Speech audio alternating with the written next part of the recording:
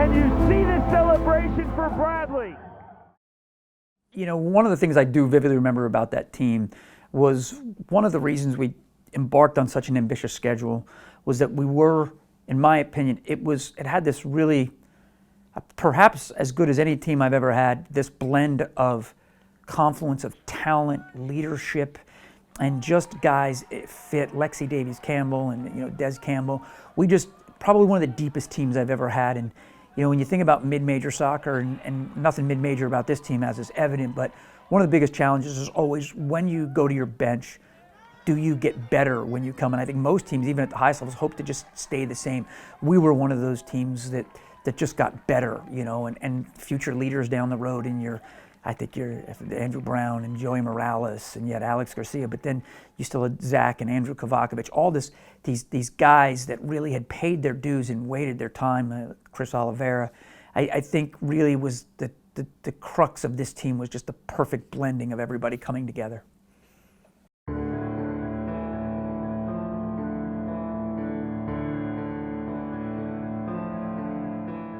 We've always played a very good schedule. That's always been what we do. This team, I mean, if I'm being truthful, while I could have never predicted the talent level of some of those, I said, freshmen or newcomers coming, I felt it was an NCAA tournament type team. I really felt it was that type of team.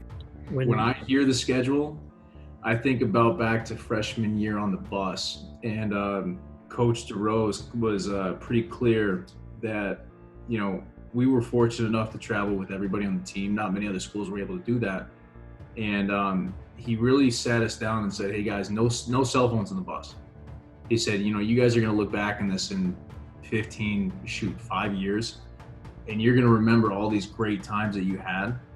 And that's the one thing that I remember of our team coming together after that first trip, obviously throughout the years, but the one thing that I really remember is just like the camaraderie that we brought to every trip. When I hear all the schedule, it just reminds me of kind of the ups and downs though that we went through, and it's kind of like what sculpted us to get us prepared for getting where we went. I sit here and kind of get anxiety a little because that's the travel, the difficulty and all that. But honestly, I think that prepared us so well for what we ended up having to go through at the end, because I don't know the exact numbers, but I think we played like 5 or 6 games in 11 days or something ungodly. And I think when we got to Cal, the gas just ran out because but I think the first stretch with the travel, the difficulty of schedule, the games really helped us, be able to, we went through it once, be able to put in the grind towards the end. And I think it better prepared us than most other teams. I think there's something to be said about that, right? Because, it's like you say, you pay attention to the details, or, coach asks you to do some stuff, little things here and there, but like in the back of your mind and subconsciously you're maybe not thinking about it, but you're at Shea and you're working for the team, for the club, for the guys, to be able to create an atmosphere, or, to be able to create a final product for everyone to be able to enjoy. And it was a very ground zero approach, I guess you could say, from junior year going into senior year, because we have a big senior class that was graduating, and we were ready to be able to produce something because we wanted it and we knew what it tasted like, and so we wanted to repeat that again for us and for everybody.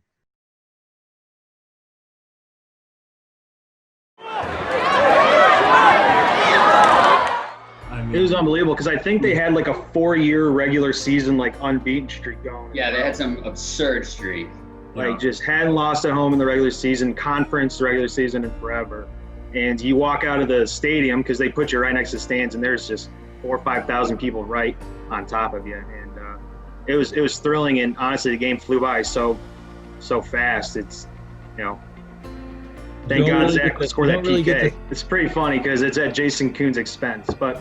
The way the PK went is Zach, with Andre Blake being this top prospect and now the Jamaican national team keeper, he chipped it down the middle on him, which, he almost saved it. It was kind of gutsy to say the least. And so when the PK was happening, because Brian's right, it was like the first 5 to 7 minutes of the game, and PK and Kuhn looks at me because 5'6", 5'8", we're the DeRose, like, go defend. I don't need you up there. And so Jason's like, Scotty, I can't watch. Just, tell me what happens. And I'm like, all right. So I stand there and I watch Zach try this cheeky little chip, and he almost saves it and tips it in the net. And I look at Jay and go, oh, he buried it. And Jay's like, yeah, I just. I remember now that you said that he was looking at me because he was facing the other way. So nervous, yeah.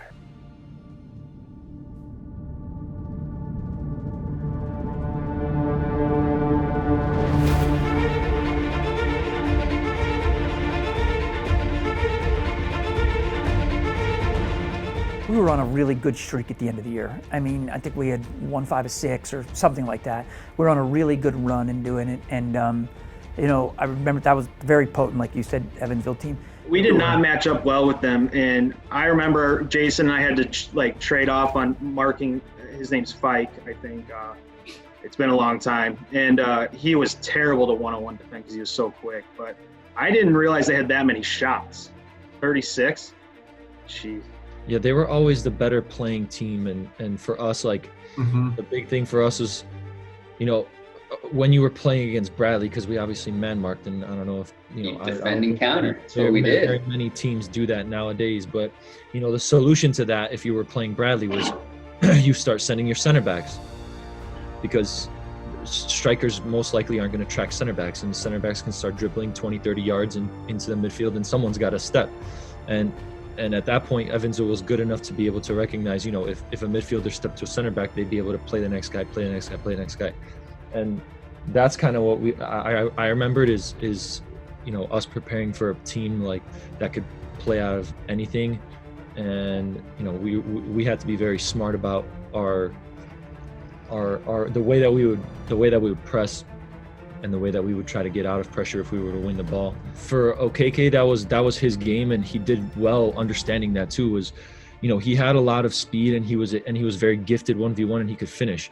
And I knew that, and we all knew that. So whether it was me playing the ball over the top or me laying it off to someone and playing it over the top, 9 out of 10 times it was going to Okeke, because he was able to get there, and he was able to beat a guy or two to be able to provide service or finish it himself, and he did that for us very well. It was a game, though, that, fortunately, you want to be at home and all these other things. And but I think that game and the other ones just really came back to what I alluded to earlier, this kind of veteran leadership.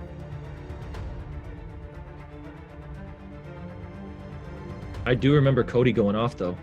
He was Mr. Playoffs. He was Mr. October. He caused the PK, too, the second goal, I'm pretty sure. That's right. Yeah, Cody had quite a postseason. I forgot. Yeah, his postseason was very, very good. He was that dude. Big Zach had a PK, and then we were able to get the next one in there. But we were, I think at that point, we talk about this in all college sports. I think that when you get into a tournament, there's not necessarily a huge benefit, as much as you want to make it a benefit, of having the bye. And then for them to have to play the home team, was that a Friday night game probably?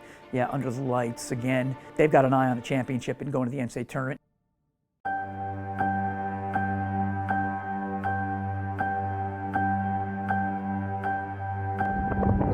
Sunday morning, 11:10.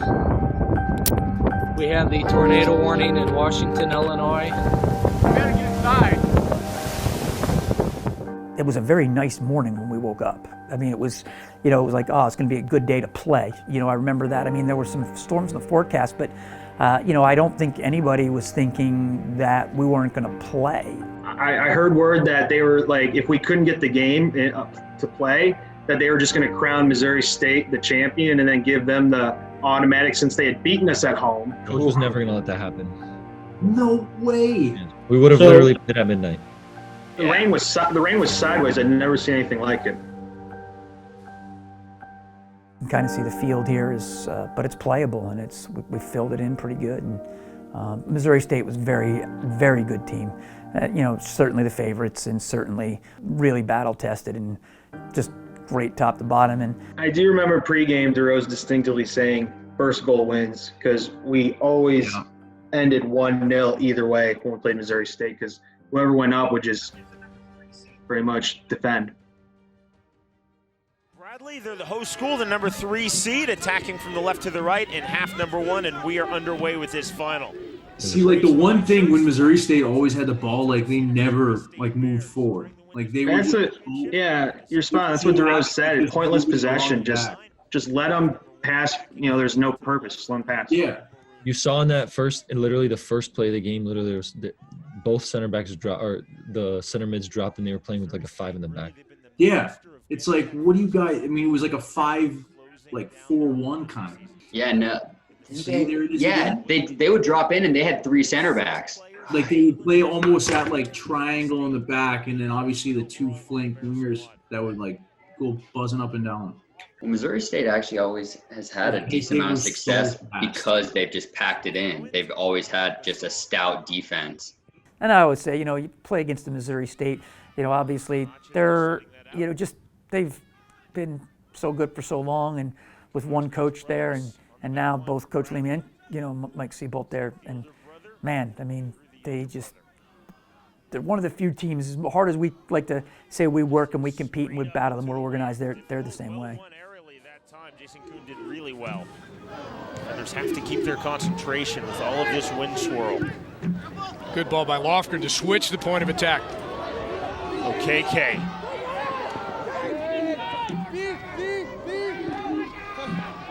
KK missing that with the left foot. Missouri Valley Conference Freshman of the Year. Yeah, we saw Lofgren get his head up, look to the opposite side. And Christian Okeke playing out wide on the right floor. Bradley, he has the wheels to penetrate. You're seeing Cody Lofgren and these guys that are, you just didn't, Christian at KK. I mean, I'm looking at guys, Christian went on to play professionally, transferred back home, to a really good school, D2 school from back home, and he's become a pro player. Obviously, Woj is a pro player, Grant Bell was a pro player. And, and then you kind of look at these young guys that were, Andrew Brown and Joey Morales. These guys went on to captain us and have incredible careers. Andrew Brown just took the corner from the left side, and he's running across the entire pitch to take the long throw. Yeah, I always felt bad for AB. Andrew Brown could be literally in the other corner of the field, and if the ball goes out for a long throw, DeRose expected him to full out sprint.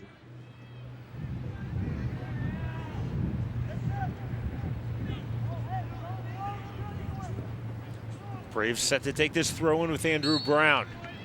Brown looking for the long throw in, and he gets it, trying to use it almost like a corner. Opportunity in the 18-yard box, sent out immediately. Nicely done by Barbero. Better stuff now from the Braves, getting their own possession.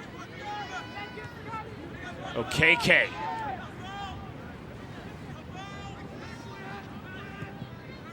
Cross just off the byline, punched away by Spangenberg. Nervous moments there for the Bears. Andrew Brown. Spangenberg under a bit of siege time. Christian Okeke really getting the job done here out on the right side. He finds a little bit of space, tries to rip across in there. He was a little bit off balance and almost put it in behind Spangenberg. Brown on the corner kick. In early parts of this game, we were able to get on the ball more than they were. And we were very good on the counter because of the pace and athleticism. Guys like Jason Lesh and like Ross and Cody and Berkey and KK, we had great pace to go with, the big time forward. But, so we could rely on that counterattack speed. But, and that's kind of what you're looking at here. This was kind of the, this is a little bit of the plan at the time is, delay, don't let them get into a rhythm. But, this was always your fear, was that they're a good enough team to, if you gave them too much space, that they would get you. They got their chances and they finished. Very even thus far. Clearly, Ty, Bradley does not look intimidated by Missouri State. Bradley always throws everything they have into every match. They love to pressure. They love to force mistakes at the back. But so far, Missouri State been largely impeccable in passing the ball out of the back. The hallmark of the Bears this season, great defending, great goalkeeping, as well as real patience. We're seeing it here. Again, look at the comfort with which they knock the ball around in the back. That's James Falk. And that's not just the comfort of the player with the ball. It's the good work of the supporting players to get into positions to be able to receive the ball. So it's a good coordination as they work it out. Back by Jack Roberts, first team All-MVC player.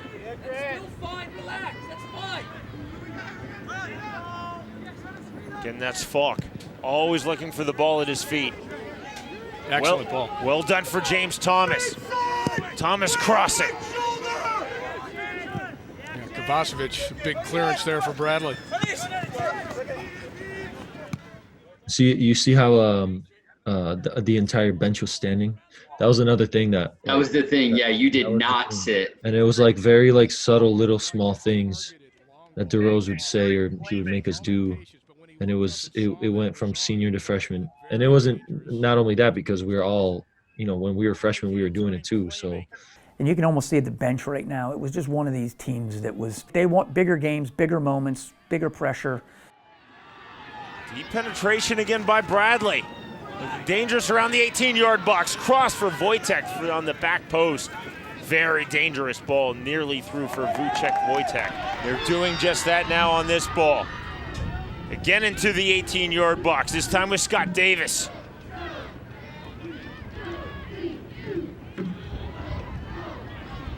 Sent away by Fox, stepping in front of Cody Lofgren. Obviously, those are the areas, Ty, where they're looking for Wojtek. 3 goals on the season for the Braves' Wojtek. MVC Player of the Year, but it's the little things that he's done. A great creator. He's always dangerous. Even on his own, he can take on 2 or 3 players with his strength and speed. This was always a fear. Missouri State is, always has been, and Coach Leamy's been there longer than I have, obviously, and Coach Seabolt. They're masters in terms of their set pieces. I mean, we like to pride ourselves on our set pieces, but they're equally as good, if not better, in terms of a lot of the things they do. Driving that outswinger, spilled by the goalkeeper. Nervous moments for Billings. The shot right back in. Turning chest wide. Yeah, Billings scrambling there.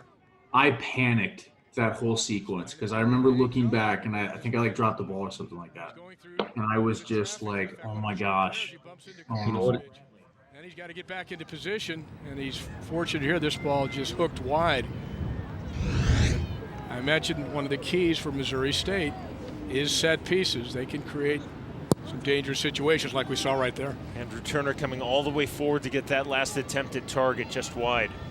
Again, the penetration into the 18-yard box.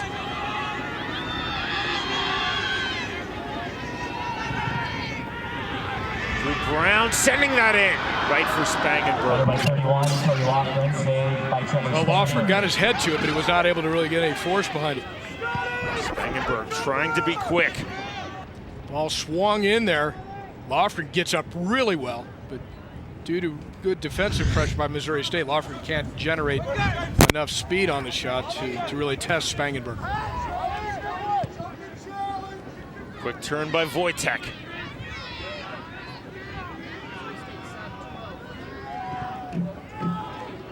From Oliveira.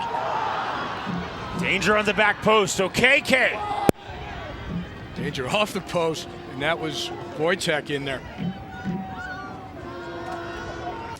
Well, these conditions, wet and a bit windy, are something that the English players on Missouri State should be familiar with. 6 English-born players in Missouri State's starting lineup today. Header straight on. My wife is English, so I can say this. This is like a June day. Yeah, a nice summer day. Brandon Bassong setting up the throw-in.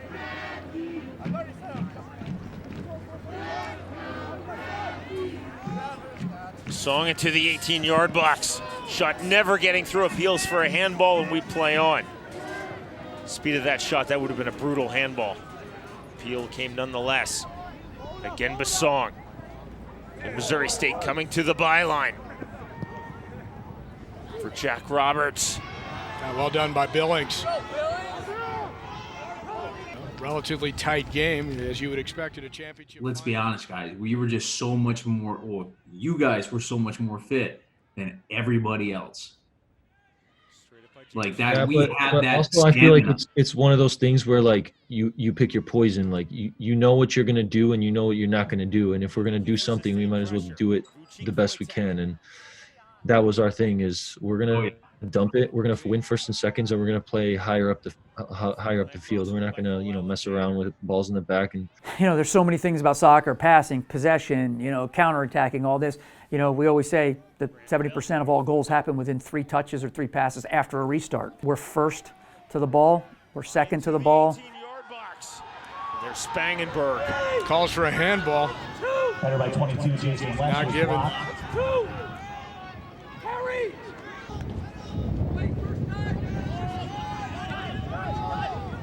For Ryan Navarre. Yeah, Missouri State preferring now to get the ball, put it on the ground, but Bradley's pressure pays off. Scott Davis. Smart ball from Davis. Wojtek. Smart ball from Wojtek. Looking for the shot, taking just through. Look how many white shirts are in the penalty area as Bradley just flooded into the attack with tons of bodies. A moment ago there was a possible handball in the box, no call given, and here just after that the follow-up shot just touched wide by Spangenberg. Bradley playing with the energy that we would expect, although they were concerned about being able to raise that energy level. Talking about, keep where we are. Don't let them win halftime. Don't let them, from a soccer perspective, we could have drawn it up any better. We liked our chances. You saw a couple of good chances we had in there, and we limited them to really quite not many. I think out of it, the really cool thing about it was like, Coach always gave us like the first maybe 4 to 5 minutes to just sit there by ourselves, and he would close the door and he wouldn't come in. He would let us figure it out. And then he would come in and do his thing, but like it was a cool like thing for him. I feel like he was waiting at the door because he knew that we were usually going to get to the right points, but if we were to start screaming at each other, but we never had that, so it wasn't an issue. It was too important of a game for us to be absolutely, and we were never really like that, to be honest. We always try to find solutions instead of make a problem or be a problem. But this game especially, because we obviously knew what was at stake. Yeah, spot on right there. Sure, now 48 degrees, and again, right before these storms, bizarre weather systems, temperature got 68 degrees. Temperature continues to drop now. It's been swirling winds.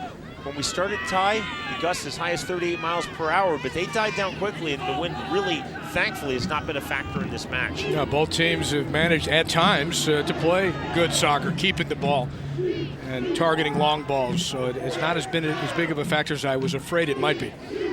The wind, that is. Vaughn blows his whistle as that ball was sent forward by Jason Kuhn.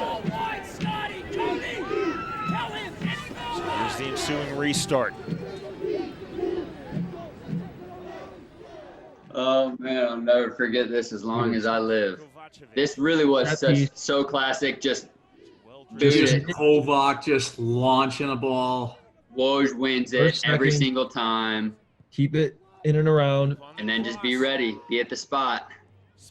Yeah, you started back post and then peeled off to the top. Oh, and it was an absolute rocket. I remember that. Finish! Absolutely gorgeous on the strike by Aaron Burke, and it's 1-0.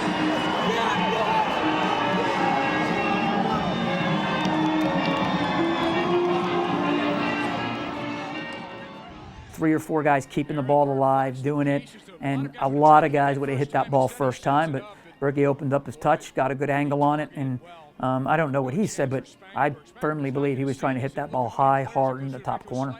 Dude, Burke, not going to lie, when I laid it off to you, the whole intent was so you could hit it first time. And when you took a touch, I was like, you got to be kidding me. And then you hit it, and I was like, okay.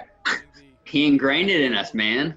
That was the DeRose special right there. He would get so mad at us, and that was the big difference. At Bradley, DeRose was like, dude, take a touch. You can pass it or shoot it just as quickly. I mean, just take a quick touch. Inches wide on that shot by Jack Roberts. Roberts makes a really good move to get into the shooting position here. That's a nice layoff there from Thomas as well. Roberts here, left-footed, and I think Billings was beaten at that post, but it goes just inches wide. Throughout the 2013 Missouri State's right back in it. Championship. And now you're slowly gonna start seeing us not go as forward as much. We're just gonna dump. We're not gonna dump the ball forward. We're not gonna look to run onto it. We're just gonna sit back and just take this pressure. The thing is, we're okay with that. Like that's literally what we did at UConn. Like for 80 minutes, right after we scored the goal. Like we were okay with it. Yeah. Yeah, we knew that's what we had to do. Championship game like this was, I think at 15 minutes is when the other coach is going to probably start to do some stuff, take off defenders, put on attacking players, which we saw later in the year with Northwestern, and push the tempo of the game because it's a championship game and, doesn't matter if you lose 4-0 or 1-0. So for me, it was about the 15-minute mark where we would start to make decisions about now do we bring on extra defenders and take off attacking players. But as you can see, right before we had the change there, we still had our attacking players in the game and doing that. But, you're getting to 14 now, right? So, but looking around, we still have most of our same group on. Song on the throw-in. Bouncing and hitting side netting. Billings was right there watching that ball. Yeah, he had it come. Midfield paying off for Bradley. The other thing, too, is, again, I keep using this word like soccer maturity. Soccer maturity is about being willing now to just what we call kill the last 14 minutes of the game. You know what I'm saying? That means that you're willing to, we don't need any more goals. We don't need to go forward as much anymore. And that's what, at UConn, they pulled off the ultimate one of that. It worked so well with the structure that we had that. But that's why it worked against UConn too, though. It wasn't just Missouri State, Like that's why it worked. This is a perfect example. Missouri State just crumbled, and it's like once you can consume that pressure, it's so difficult to break that. So now we're getting to the point now where we're trying to bring Scotty on for Ollie because Ollie was a forward attacking midfield player.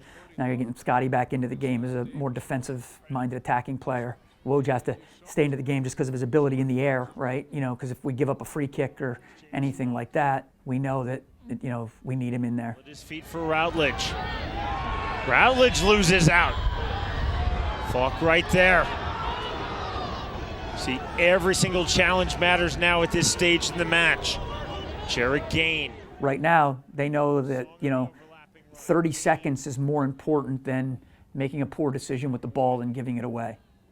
And, you look at this here again, look at how, everybody, running to get back behind what we call seal the goalkeeper, making sure we're first to any spills or rebounds or anything like that.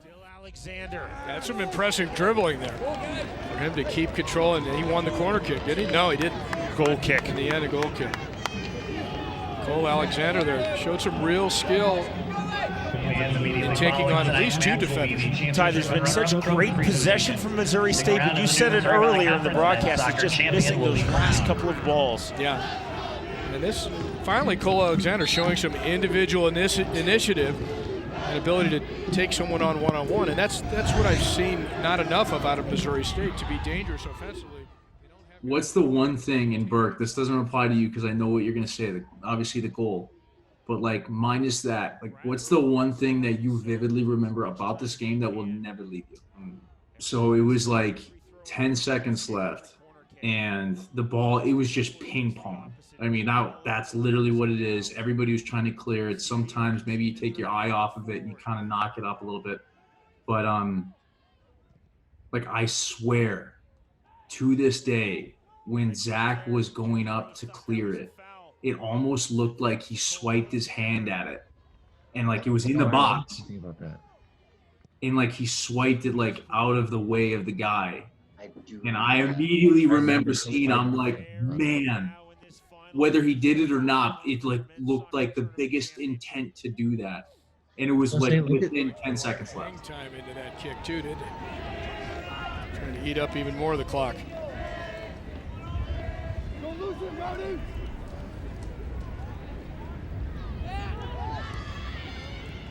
Gain.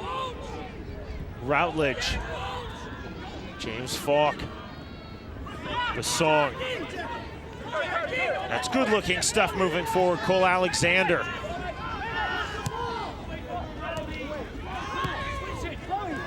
Routledge winning it right back. Gain.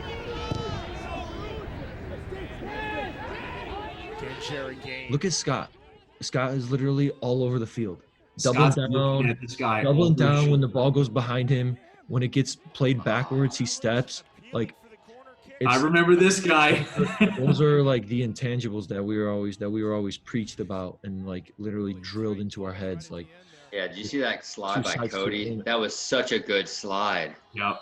Yeah, The Cody last- was Cody was a huge part. You're welcome, guys. Brought him too.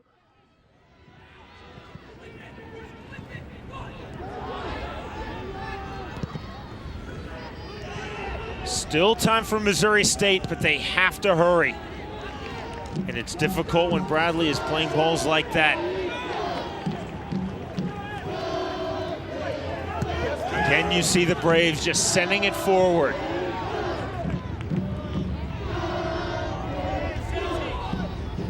Bradley immediately getting numbers back. Wojtek the only player up high. The Bears will move forward with everything now. And again, that's snuffed out. Moore, Routledge.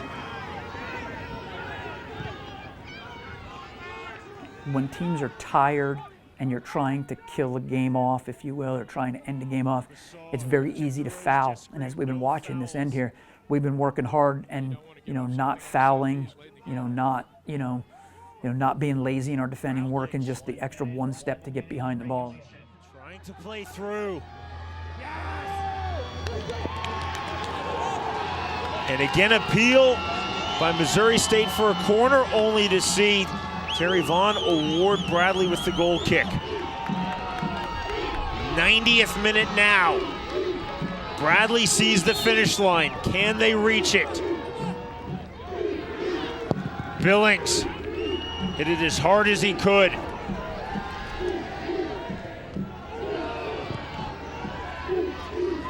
Time for perhaps one more chance to move forward now. This is Basong. A big challenge, an important challenge there right at the end by Scott Davis, fighting back and defending. Everybody forward, including the goalkeeper Spangenberg. 9, 8, 7. Still in the 18-yard box. 4. Still trying to find the shooting angle. Final score. That last shot after the whistle, and that is it. Full time has been reached, and you see the celebration for Bradley. And I remember hugging JT right there in Berg. To answer your question, Billings, this is what I remember because it was just like such a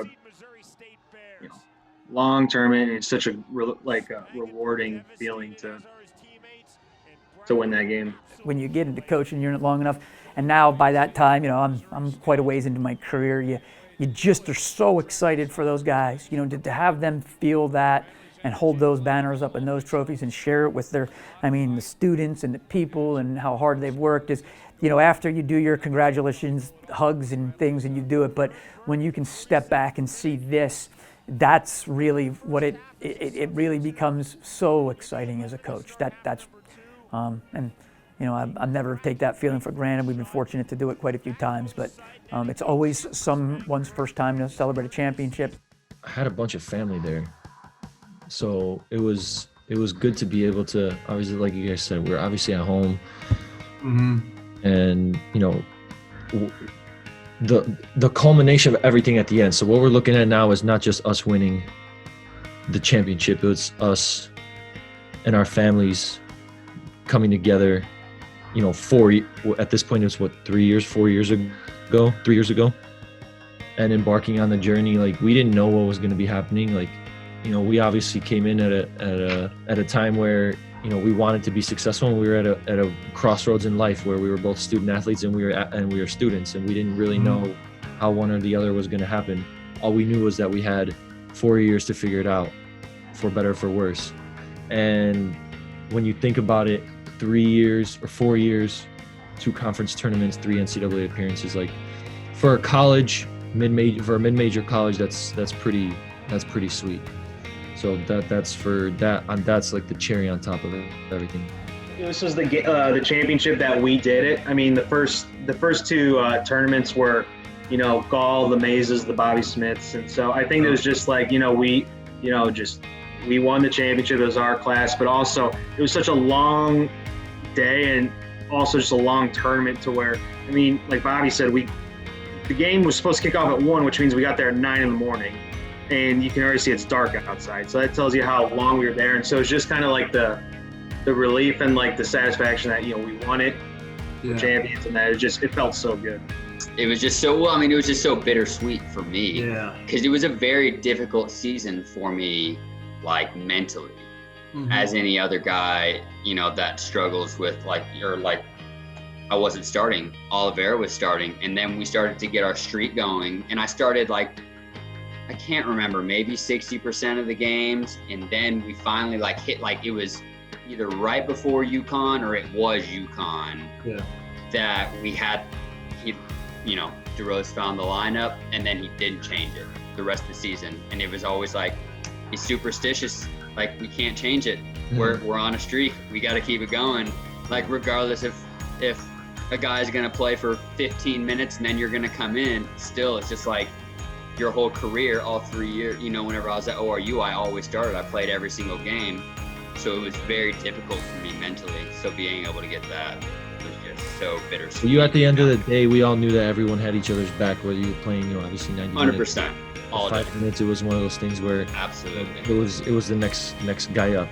Literally, that's what Coach would say. The next guy up. Absolutely, and that's why we prepared everybody, and we were all standing. There was zero ego, to be honest with you. We put our egos aside and just said, for the greater good, we got to get this done. Whoever's going to get it done will get it done. We'll all get together.